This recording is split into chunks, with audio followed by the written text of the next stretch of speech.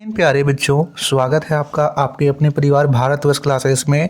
तो प्यारे बच्चों, आपके विद्यालय में हर एक सप्ताह वीकली टेस्ट लिया जा रहा था और 25 नवंबर 2023 तक आपके विद्यालय में वीकली टेस्ट लिया गया। अब आपके यहाँ पे जो जेक द्वारा जारी किया गया यहाँ पे नोटिफिकेशन था, उसमें आपको 2 दिसंबर को SA1 की एग्ज़ाम होना है। सभी क्लास का, क्लास 1 से लेकर के 12 का SA1 का एग्ज़ाम होना है। इसमें कौन से चैप्टर आने वाले हैं? कई सारे विद्यालय ऐसे भी हैं जिसमें यहाँ पे SA1 का एग्ज़ाम नहीं होगा, तो उन विद्यालय में रेगुलर जो वीकली टेस्ट लिया जा रहा है वही लिया जाएगा और उसमें आप सभी का 2 दिसंबर को क्लास 8 का सामाजिक विज्ञान का वीकली टेस्ट होगा। तो चलिए बच्चा, इस वीडियो हम सामाजिक विज्ञान के मोस्ट इम्पोर्टेंट क्वेश्चन को करेंगे। ये आपके SA1 के लिए भी मोस्ट इम्पोर्टेंट होगा। वैसे मैं SA1 के लिए भी वेरी इम्पोर्टेंट वीडियो लाऊंगा जिसपे मोस्ट इम्पोर्टेंट क्वेश्चन रहेंगे। जितना तक पढ़ाया हुआ है उन सभी के क्वेश्चंस रहेंगे। तो इस वीडियो को आप पूरा देखिए बच्चा, आपको SA1 में भी बहुत ज़्यादा लाभ होगा।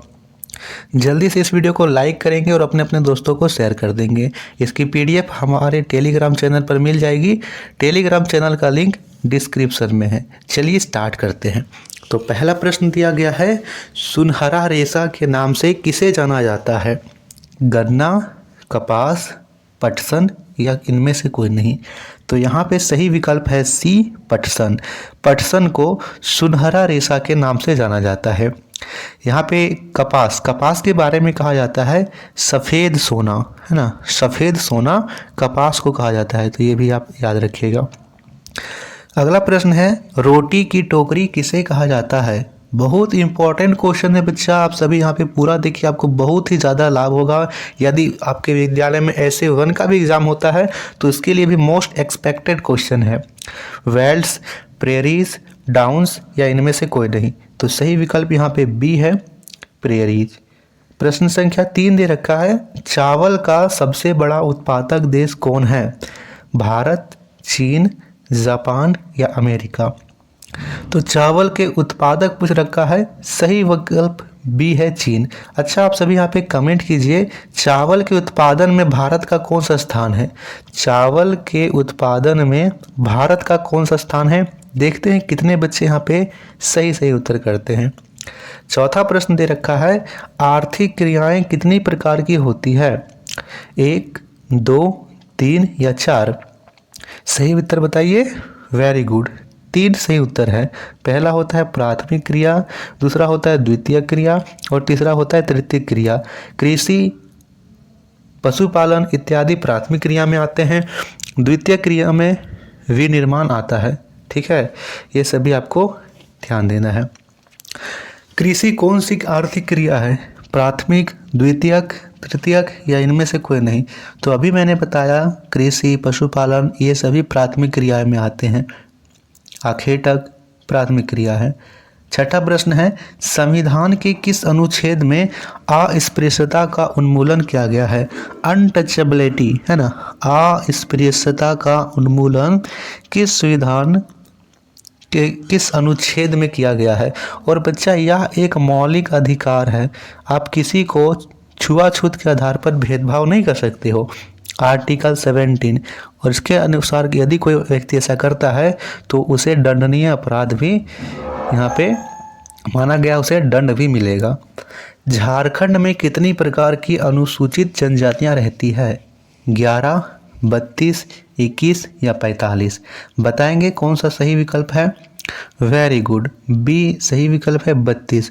झारखंड में 32 प्रकार की अनुसूचित जनजातियां रहती है। B विकल्प एकदम सही उत्तर है। राष्ट्रीय पिछड़ा वर्ग आयोग का गठन कब किया गया? हाँ, ये मोस्ट इम्पोर्टेंट है। राष्ट्रीय पिछड़ा वर्ग आयोग का गठन 1991, 1993, 1981 और 1990। 1993 में गठन किया गया था। 9वां प्रश्न है, 6 से 14 वर्ष तक के बच्चों को निःशुल्क शिक्षा मिलना अधिकार है या कौन सा अधिकार है? मौलिक अधिकार, मौलिक कर्तव्य, स्वतंत्रता या इनमें से कोई नहीं? तो यह बच्चों का मौलिक अधिकार है। निःशुल्क शिक्षा मिलना यह मौलिक अधिकार है। मौलिक अधिकारों की संख्या कितनी है? 4, 5, 6 या 7? तो मूल संविधान में 7 थी, लेकिन इसे हटा करके संपत्ति के अधिकार को हटा दिया गया और वर्तमान में 6 मूल अधिकार हैं। ठीक है, वर्तमान में 6 मूल अधिकार हैं। एशियाटिक सोसाइटी ऑफ बंगाल का गठन कब किया गया? 1700, यहाँ पे 1700, कौन सा विकल्प सही है? 1784। 1784 वाला विकल्प सही है।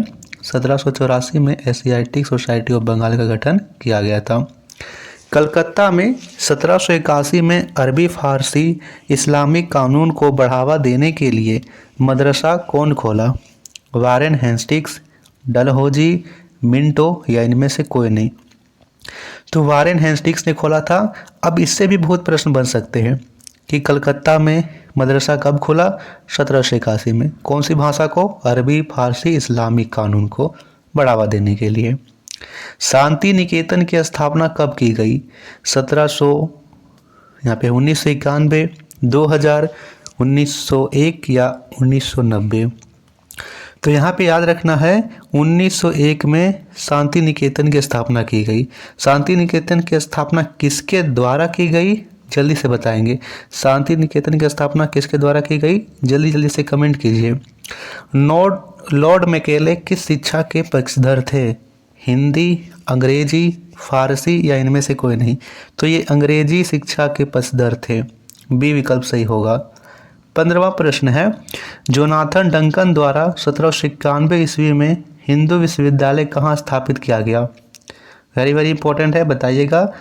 1791 में कोलकाता, पटना, रांची या दिल्ली? कोलकाता में स्थापित किया गया था। तो बच्चा यह था सेट 1 में मोस्ट इम्पॉर्टेंट क्वेश्चन। आप सभी यहाँ पे सब्सक्राइब जरूर कीजिए बच्चा, आपको यहाँ पे सेट 2 और सेट 3 भी प्रोवाइड किया जाएगा और वेरी वेरी इंपॉर्टेंट क्वेश्चन होते हैं। आप सभी जल्दी से टेलीग्राम चैनल को ज्वाइन कीजिए और PDF डाउनलोड कर लीजिए। थैंक यू बच्चा।